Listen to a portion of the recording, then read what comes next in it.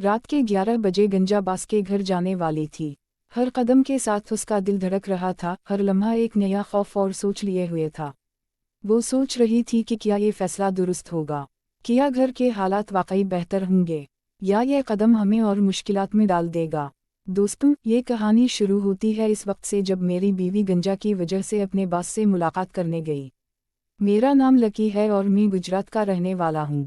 मेरी बीवी का नाम गंजा है और इसकी उम्र 26 साल है। हमारी शादी को 2 साल हो चुके हैं। एक दिन गंजा की तबीयत अचानक खराब हो गई। इसने दफ्तर में इत्तिला दिए बगैर छुट्टी कर ली और 7 दिन तक दफ्तर नहीं गई।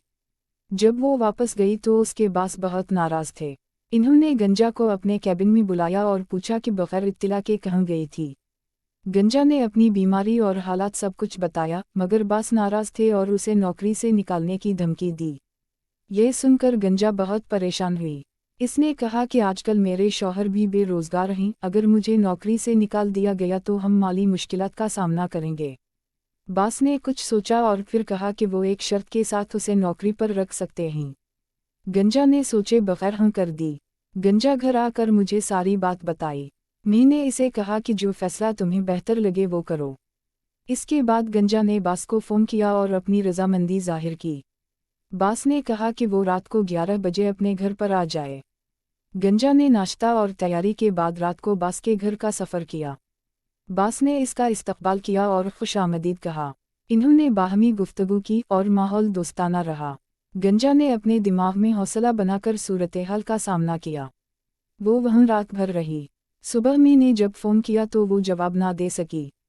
मैं थोड़ा फिक्रमंद हुआ और उसे लेने के लिए बास के घर पहुँच गया।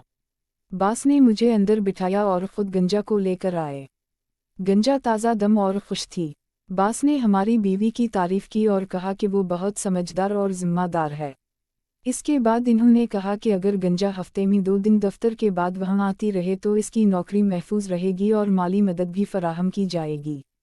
मैंने ये सुनकर रजामंदी जाहिर की और हम दोनों घर वापस आ गए।